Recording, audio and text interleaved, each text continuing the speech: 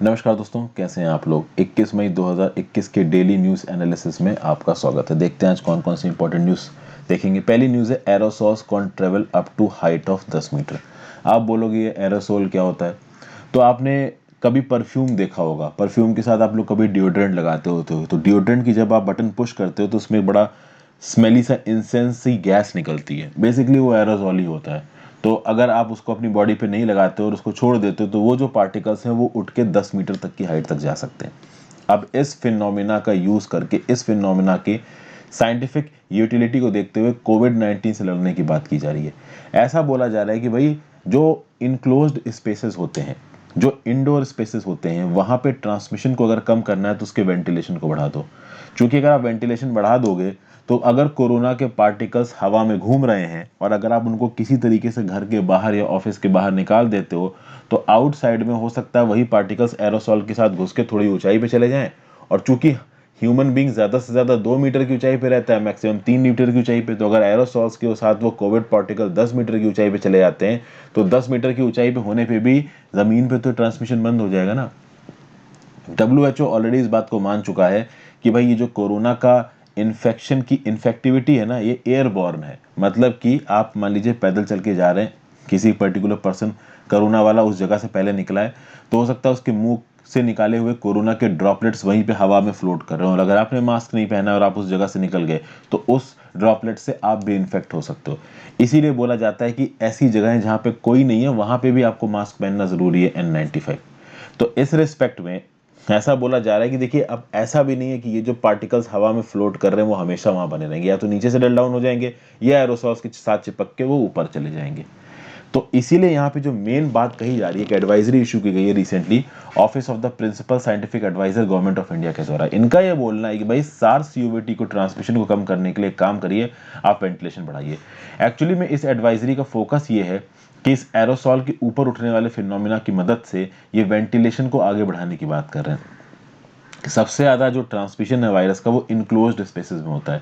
एक enclosed office में अगर 50 लोग काम कर रहे हैं, उसमें से एक या दो लोगों को कोरोना है तो वो आराम से 10-20 और लोगों को इन्फेक्ट कर सकते हैं, क्योंकि भाई वेंटिलेशन कम है ऑफिस में। तो किसी भी प्रकार से आप वेंटिलेशन ऑफिस का बढ़ा देते हो तो खिड़कियां या दरवाजे खोल के, एग्जॉस्ट सिस्टम का प्रयोग करके, वेंटिलेटिंग स्पेसेस का प्रयोग करके, तो भाई एक्यूमुलेटेड वायरल लोड उस पर्टिकुलर इलाके में बंद हो जाएगा और रिस्क ऑफ ट्रांसमिशन यहाँ पे रिड्यूस हो जाएगा। समझ गया बात को। तो एक प्रकार का एक कम्युनिटी डिफेंस का मैकेनिज्म बन सकता है जिससे आगे आने वाले समय में इनक्लोज्ड स्पेसेस में जो भी कोरोना वायरस हो रहा है उसको खत्म किया जा सकता है। इसको ऑफिस में, होम्स में, पब्लिक स्पेसेस, हर जगह पे इसको इम्प्लीमेंट किया जा सकता है।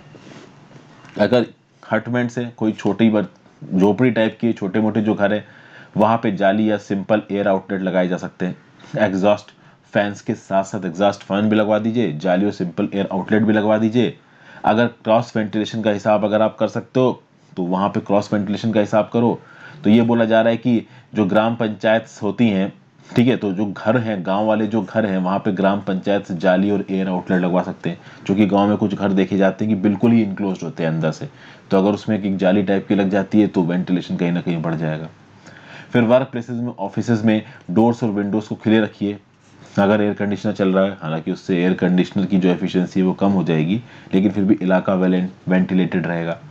फिर अगर कोई इलाका फॉर रूरल और semi urban areas the advisory said every person entering the area should undergo a rapid antigen test before entry. मतलब कि अगर आप किसी रूरल इलाके में या फिर सेमी अर्बन इलाकों में एंट्री मार रहे हो तो जब भी आप उस पर्टिकुलर इलाके में एंट्री मारो तो आप पहले अपना रैपिड एंटीजन टेस्ट करवाओ, ठीक है ना। और ये रैपिड एंटीजन टेस्ट कौन करेगा? आशा या आंगनवाड़ी वर्कर्स करेंगे, क्योंकि सेमी अर्बन इलाकों में, रूरल इलाकों में आशा और आंगनवाड़ी एक्टर्स, ये वर्कर्स काफी एक्टिव हैं। इनको ट्रेनिंग प्रोवाइड की जा सकती है, इनको वैक्सीनेशन तो देनी है और वैक्सीनेशन के साथ साथ इनको N95 मास्क भी देना है, क्योंकि ब्रेक थ्रू इन्फेक्शन का खतरा बना हुआ है। जो लोग कोरोना से इन्फेक्ट होकर ठीक भी हो चुके हैं या जो लोग वैक्सीनेशन ले भी चुके हैं उनको फिर से भी कोरोना हो सकता है। इसको ब्रेक थ्रू इन्फेक्शन बोला जाता है। जनरल स्टडीज पेपर 2 में इश्यूज रिलेटिंग टू हेल्थ में न्यूज आपको काम आएगी।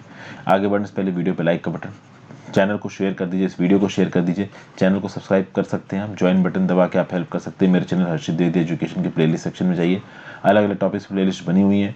और जैसा कि मैंने आपको बताया कि एक नया इनिशिएटिव मैंने शुरू किया है शॉर्ट्स वन लाइनर न्यूज़ का, तो वो करंट अफेयर्स जो कि रेगुलर करंट अफेयर्स में पूरी नहीं हो पाती है, एडिटोरियल में पूरी नहीं हो पाती है, जो कि यूपीएससी की फैक्चुअल इन्फॉर्मेशन में भी आपकी मदद करेगी और पीसीएस की वन लाइनर टाइप की न्यूज़ में मदद करेगी। उसके लिए मैं सिंगल वीडियो बनाऊंगा, शॉर्ट्स 1-1 मिनट की, जिसको पढ़ने में आपको ज़्यादा समय भी नहीं लगेगा और मुझे भी बना के अपलोड करने में ज़्यादा समय नहीं लगेगा।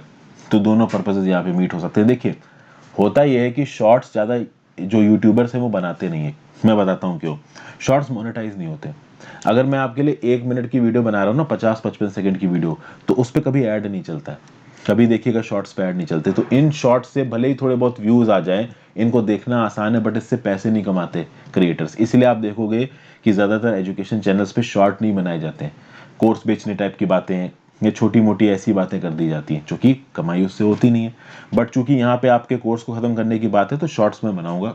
मेरा ये है कि भाई रीच अगर बढ़ जाए मेरी, तो उससे बेटर क्या हो सकता है, और आपका भी काम निकल जाएगा और मेरे को भी कम मेहनत पड़ेगी। चूंकि अब सारी टॉपिक्स की मैं अलग से पीपीटी बना के तो देखिए रिकॉर्ड कर नहीं सकता हूँ एक सिंगल पर्सन, और मदद करने के लिए मेरे को सिर्फ विनीत सर है, ठीक है। तो इसीलिए ये नई चीज़ है। इंस्टाग्राम पे फॉलो कर लीजिए। इंस्टाग्राम पे आप अपने डाउट्स भी भेज सकते हो। उन डाउट्स को भी मैं कभी कभी शॉर्ट्स और शॉर्ट वीडियोस के साथ डिस्कस करता हूँ। साथ साथ टेलीग्राम ग्रुप ज्वाइन कर लीजिए इस पर्टिकुलर लेक्चर की पीडीएफ के लिए और मेरे बाकी लेक्चर्स की नोटिफिकेशन के लिए। नेक्स्ट बात करते हैं, Pinarayi Vijayan takes oath as Kerala chief minister. दूसरी बार केरला के चीफ मिनिस्टर बन गए पिनाराई विजयन साहब। इनको ओथ किसने दिलाई? तो गवर्नर आरिफ मोहम्मद साहब ने दिलाई है। 76 साल के पिनाराई विजयन जी, लेकिन communist party of India Marxist के ऊपर इनकी कमांड पूरी तगड़ी है। मार्क्सिस्ट वेटरन है। नई लेफ्ट डेमोक्रेटिक फ्रंट की गवर्नमेंट आ गई और नए मिनिस्टर्स को शपथ दिला दी गई। अभी ये जो नए मिनिस्टर्स हैं, उसमें पुराना एक भी मिनिस्टर नहीं है। केवल पिनाराई विजयन जी चीफ मिनिस्टर की पोस्ट पे कंटिन्यू कर रहे हैं, बाकी सारे मिनिस्टर्स को हटा दिया गया है। हालांकि मिनिस्टर्स में 3 लेडीज भी हैं, डॉक्टर आर बिंदु, चिंचू रानी, वीना जॉर्ज। तो आप ये नहीं कह सकते कि वुमेन नहीं है। बट जो पहले एक हेल्थ मिनिस्टर थी के शैलजा, जो कि केरला में बहुत ज्यादा फेमस है, उनको इस बार मिनिस्टर नहीं बनाया गया है।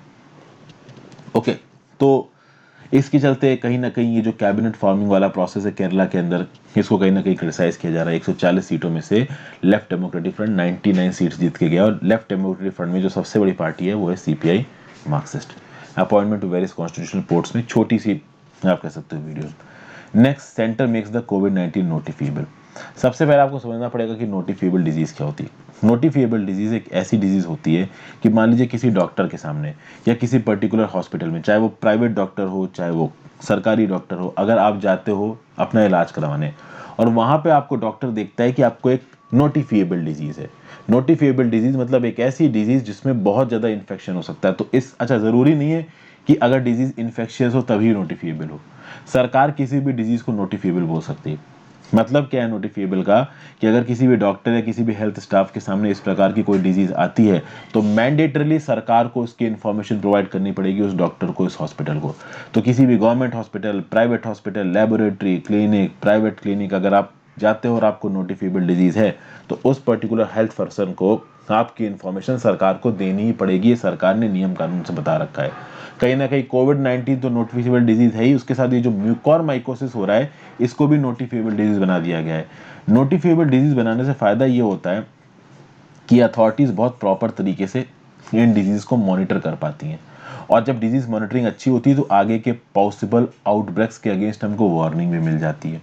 समझ गए? तो नोटिफिएबल डिजीज मतलब एक ऐसी डिजीज जो कहीं ना कहीं बहुत फैल सकती है, उसकी इन्फेक्टिविटी ज्यादा है। तो जिसको भी पता चला कि भाई ये नोटिफिएबल डिजीज है, वो सबसे पहले सरकार को बताएगा। तो सरकार के पास एक केस की एंट्री हो जाएगी, फिर सरकार उन ट्रेंड्स को मॉनिटर कर सकती है कि कहाँ कहाँ पे कौन कौन सी नोटिफिएबल डिजीज आ रही है और कैसे उनको रोका जाए। और इंटरनेशनली भी इसके लिए कुछ प्रोसीजर्स हैं।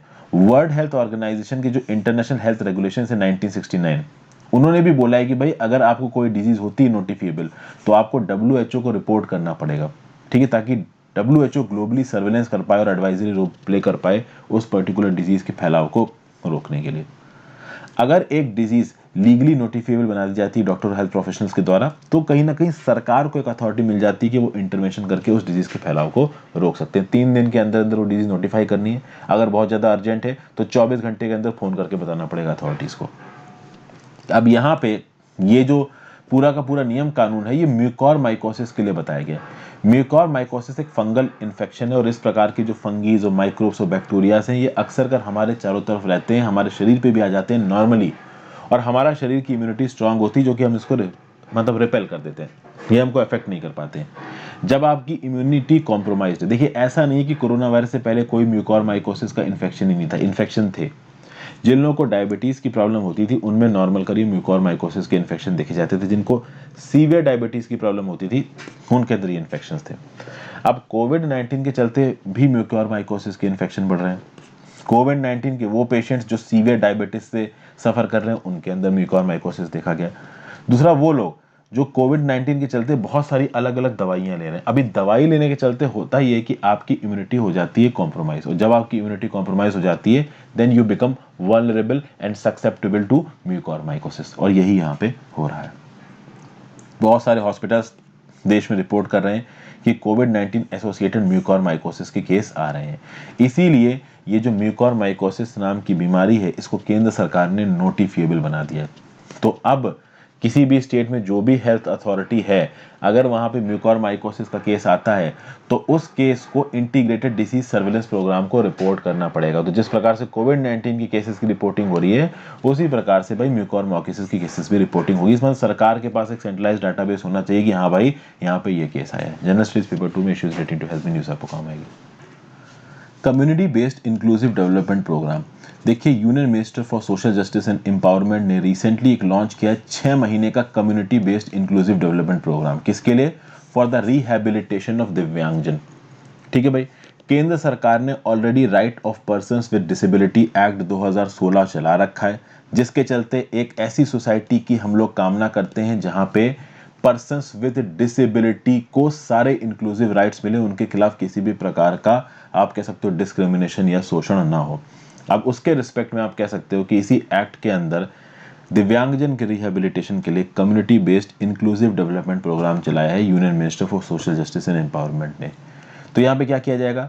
ट्रेन्ड मैन पावर को डेवलप किया जाएगा, जो लोग क्या करेंगे, रिहेबिलिटेट करेंगे और डेवलप करेंगे दिव्यांगजन को, ताकि उनका एम्पावरमेंट और इंक्लूसिव हो, मतलब उनको सोसाइटी में इंक्लूड किया जाए, उनको कहीं पे भी डिस्क्रिमिनेट ना किया जाए, सेग्रीगेट ना किया जाए। एक pool of grass root rehabilitation workers बनाया जाएगा कम्युनिटी लेवल पे, जो कि आशा वर्कर्स यानी कि एक्रेडिटेड सोशल हेल्थ एक्टिविस्ट और आंगनवाड़ी वर्कर्स के साथ मिल के काम करेंगे डिसेबिलिटी को फैसिलिटेट करने के लिए। और ये पर्सन्स जो कि डिसेबिलिटी हैं वो सोसाइटी में प्रॉपर तरीके से, एक ऑनरेबल तरीके से जी सकें, इसके लिए। समझ गए? तो मतलब मैन पावर बनाई जा रही कुल मिला के यहाँ पे, और ग्रास रूट रिहेबिलिटेशन वर्कर्स भी बनाए जा रहे हैं। साथ साथ providing competency based knowledge and skills among these workers. तो इन वर्कर्स को ऑब्वियस सी बात है वो दिव्यांगजन के लिए काम करेंगे, तो जो अप्रोप्रिएट अमाउंट ऑफ नॉलेज और स्किल्स है in accordance with international practices, ये भी इन वर्कर्स को दी जाएंगी ताकि अपनी ड्यूटीज को अच्छी तरीके से काम कर सके। Basically community based inclusive development program. आपसे एक एमसीक्यू में पूछा जा सकता है community based inclusive development programme किसके लिए चलाया गया है? 4 ऑप्शंस। डिसेबल्ड पर्सन के लिए चलाया गया है, ठीक है ना, आप कह सकते हो कि ऑर्फन चिल्ड्रन के लिए चलाया गया है, प्रेग्नेंट वुमेन के लिए चलाया गया है, चौथा कोई और ऑप्शन है। तो यहाँ पे आंसर क्या हो जाएगा? डिसेबल्ड पर्सन्स के लिए। याद रखिएगा community based inclusive development programme.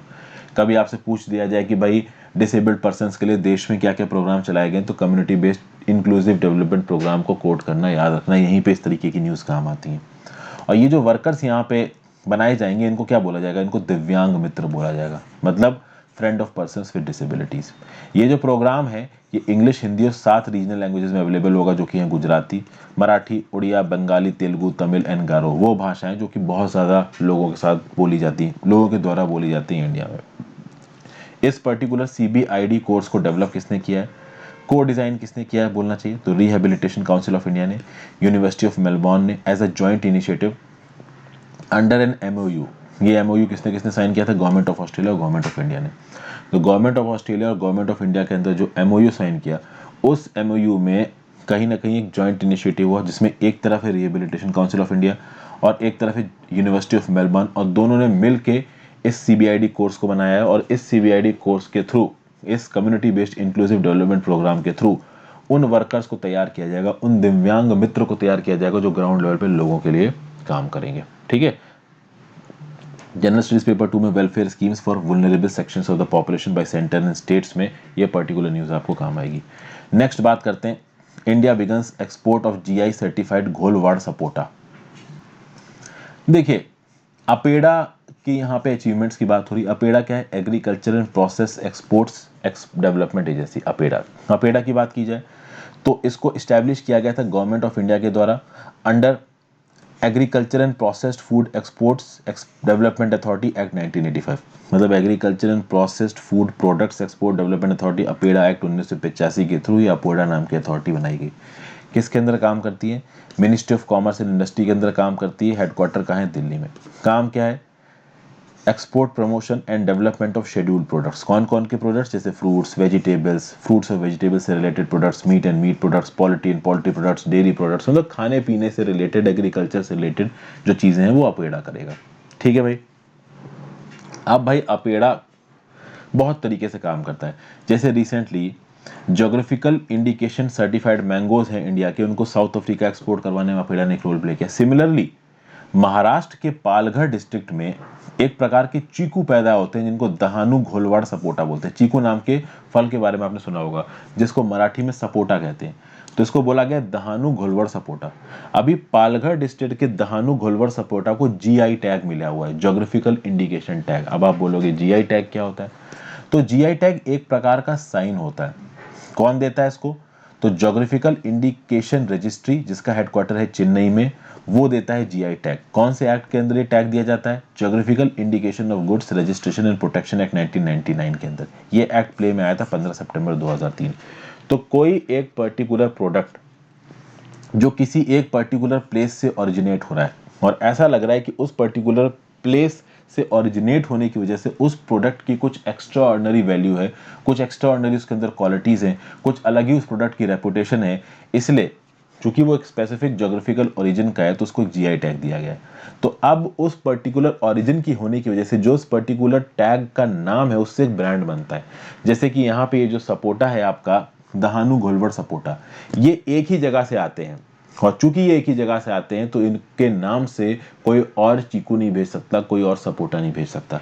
तो इससे इनकी जो एक्सपोर्ट कॉम्पिटिटिवनेस है बहुत बढ़ जाती है। तो यूके में अगर ब्रांडिंग हो रही है कि हाँ भाई पालघर डिस्ट्रिक्ट के जो दहानू घोलवड़ सपोटा हैं, जो चीकू हैं, वो बिक रहे हैं, तो फिर यही बेचे जा सकते हैं, कोई और बेचेगा तो इलीगल बताया जाएगा। तो रिसेंटली अपेडा ने दहानू घोलवड़ सपोटा के एक्सपोर्ट को यूनाइटेड किंगडम में फैसिलिटेट किया है। तो इस प्रकार के जीआई टैग वाले जो प्रोडक्ट्स हैं, इनको इंटरनेशनल मार्केट्स में बेचने के लिए मार्केट ढूंढना, बीच के फैसिलिटेशन लिंक्स को डेवलप करना, ये भी अपेडा का काम है। ठीक है। ये जो जीआई सर्टिफिकेशन है घोवाड़ अपोटा की, ये महाराष्ट्र राज्य चीकू उत्पादक संघ के पास है। इस फ्रूट को अपने यूनिक और स्वीट टेस्ट के लिए माना जाता है। ऐसा बोला जाता है कि घोलवड़ विलेज में कैल्शियम रिच सॉइल है और वहां पे उगने की वजह से इस चीकू के अंदर एक अलग ही प्रकार का टेस्ट, एक अलग ही प्रकार की यूनिकनेस आती है। इसको काफी हेल्दी बताया जाता है और इसका एक्सपोर्ट पोटेंशियल बहुत ज्यादा है। अगर आप सिर्फ चीकू की बात करो, सपोटा की बात करो, तो ये तो बहुत स्टेट्स में उगाया जाता है। कर्नाटका, गुजरात, महाराष्ट्र, तमिलनाडु, वेस्ट बंगाल, आंध्र प्रदेश। सबसे बड़ा चीकू का प्रोड्यूसर कौन है? कर्नाटका है। उसके बाद कौन है? महाराष्ट्र है। चीकू को आप कस्टर्ड में इस्तेमाल करते हो, मिल्क योगर्ट के साथ, फ्रूट सैलेड के साथ, नॉर्मल खाने के साथ भी इसको खाया जाता है। कुछ लोगों को तो चीकू बहुत ही पसंद होता है, कुछ लोगों को टेस्टलेस लगता है। तो ये एक इंपॉर्टेंट जानकारी थी, जनरल स्टडीज पेपर 2 में issues related to intellectual property rights में काम आएगी। फिर एक और न्यूज़ है, दुनिया का सबसे बड़ा आइसबर्ग ये ब्रेक हो गया अंटार्कटिका से। वेडल सी में यह आइसबर्ग टूट के गिर गया है। आपको अंटार्कटिका नजर आ रहा है और वेडल सी यहाँ कहीं नजर आ रहा है। ये पूरा का पूरा ब्राउन रंग में जो इलाका है, ये प्रोटेक्टेड, प्रपोज प्रोटेक्टेड मरीन इलाका है। और यहाँ पे ये A76 नाम का आपको आइसबर्ग दिख रहा है, जो कि रोने आइस शेल्फ के साथ जुड़ा हुआ है, बिल्कुल वेडल सी के बगल में। ओवरऑल अगर आप अंटार्कटिका का नक्शा देखो तो वेडल सी आपको यहाँ पे नजर आ रहा है। अब ये आइसबर्ग इसलिए इंपॉर्टेंट बताया जा रहा है क्योंकि स्पेन का आइलैंड है मजोर्का नाम का, 3640 स्क्वायर किलोमीटर का, उससे भी बड़ा है ये A76 आइसबर्ग। आज तक का सबसे बड़ा आइसबर्ग जो कि अंटार्कटिका की मेन लैंड से टूट के अलग हुआ है वो है A76। और ये अलग होना ही था। इसको एक्चुअली में नेचुरल पोलर साइकिल का पार्ट माना जा रहा है और कहीं ना कहीं इसके टूटने के प्रोसेस को एग्रीवेट किया है, तेज किया है किसने? क्लाइमेट चेंज ने। ओके, तो रोने आइस शेल्फ से टूट के अलग हो गया है। A76 इसका नाम है, 170 किलोमीटर लंबा है और 25 किलोमीटर ये चौड़ा है। एरिया है इसका 4320 स्क्वायर किलोमीटर। इससे पहले जो सबसे बड़ा आइसबर्ग टूट के अंटार्कटिका से अलग हुआ था वो था A23A। ओके, जिसका ओवरऑल साइज था 3880 स्क्वायर 80 मतलब 3880 स्क्वायर किलोमीटर। उसके बाद अब सबसे बड़ा आइसबर्ग टूट के अलग होने वाला कौन सा है अंटार्कटिक मेनलैंड से? A76। जनरल स्टडीज पेपर 1 में इंपॉर्टेंट जियोफिजिकल फिनोमेना में न्यूज आपको काम आएगी। फिर श्रीलंका से एक न्यूज निकल के आ रही है, चाइना बैक्ड पोर्ट सिटी, आपको पता है कोलंबो पोर्ट सिटी चाइना ने बनाई, कुछ इस प्रकार की दिख रही है, और भी यहाँ पे डेवलपमेंट होने बाकी हैं। अब इस पोर्ट सिटी में गवर्नेंस किस तरीके से होगा, इस पोर्ट सिटी को चलाया किस हिसाब से जाएगा, इसके लिए एक बिल श्रीलंका की पार्लियामेंट में पास किया गया है। 225 मेंबर्स में से 149 मेंबर्स ने इस बिल को सपोर्ट किया। इस पर्टिकुलर सिटी को चलाने में, पोर्ट सिटी को चलाने में ऐसा बोला जा रहा था अपोजिशन के लोगों के द्वारा कि बहुत ज़्यादा चाइना इंटरफेयर कर रहा है। तो इस रिस्पेक्ट में श्रीलंका की सुप्रीम कोर्ट में बहुत सारे पिटीशन फाइल हुए, बहुत सारे सिविल सोसाइटी ग्रुप्स ने, पॉलिटिकल अपोजिशन ने पिटीशन फाइल किया कि भाई जिस प्रकार से ये श्रीलंका की सरकार इस पोर्ट सिटी को चला रही है, चाइना को एक लिमिट से ज़्यादा इंपॉर्टेंस दे रही है। तो सुप्रीम कोर्ट ने इस रिस्पेक्ट में कुछ अमेंडमेंट्स प्रपोज किए थे और सारे के सारे अमेंडमेंट्स को श्रीलंका ने मार लिया है और श्रीलंका की पार्लियामेंट ने एक नया बिल पास किया इन अमेंडमेंट्स को मानने के बाद, जिससे इस पोर्ट सिटी को चलाया जाएगा। ठीक है, पहले जो अमेंडमेंट्स प्रपोज किए थे सुप्रीम कोर्ट में, इसमें यह भी था कि भाई 2/3 जो मेजॉरिटी है चाहिए होगी या रेफरेंडम चाहिए होगा, मतलब कुछ पर्टिकुलर एडमिनिस्ट्रेटिव इश्यूज में अगर आपको चाइना की पोर्ट सिटी में करना है तो उनमें चेंजेस करने के लिए आपको 2/3 मेजॉरिटी या रेफरेंडम करना पड़ेगा। इस प्रकार के एक क्लॉज को छोड़ दो तो बाकी सुप्रीम कोर्ट ने जितने भी अमेंडमेंट्स प्रपोज किए थे कि आप इस प्रकार से इस चाइना की पोर्ट सिटी को चलाइए, उन सबको श्रीलंका की पार्लियामेंट ने और सरकार ने मान लिया है। ये जो कोलंबो की पोर्ट सिटी है, इस पे काम 2014 में शुरू हुआ था। 1.4 बिलियन डॉलर्स की कोलंबो पोर्ट सिटी है। राजा पाक्सा जी की पुरानी सरकार के दौरान जब चाइनीज प्रेसिडेंट जी जिनपिंग आए थे, तब इसके ऊपर एक ऑर्डर पास हुआ था और ओवरऑल पूरी की पूरी सिटी को कोलंबो के आइकॉनिक सी फ्रंट पे चाइना ने डेवलप किया है। एनवायरमेंटलिस्ट और फिशरमैन को इससे काफ़ी नुकसान हुआ है। बहुत लंबे समय तक एनवायरमेंटलिस्ट और फिशरमैन ने इसको अपोज भी किया, बट अपोजिशन के बावजूद ये पोर्ट सिटी बन के खड़ी हो गई है। ठीक है भाई, ये इसकी फोटो आपको यहाँ पे नजर आ रही है। जनरल स्टडीज पेपर 2 में ये पर्टिकुलर न्यूज़ इंटरनेशनल रिलेशंस के हेड में आपको काम आएगी। So thank you for watching friends, I hope आपको वीडियो अच्छी लगी होगी। Have a great day, good bye.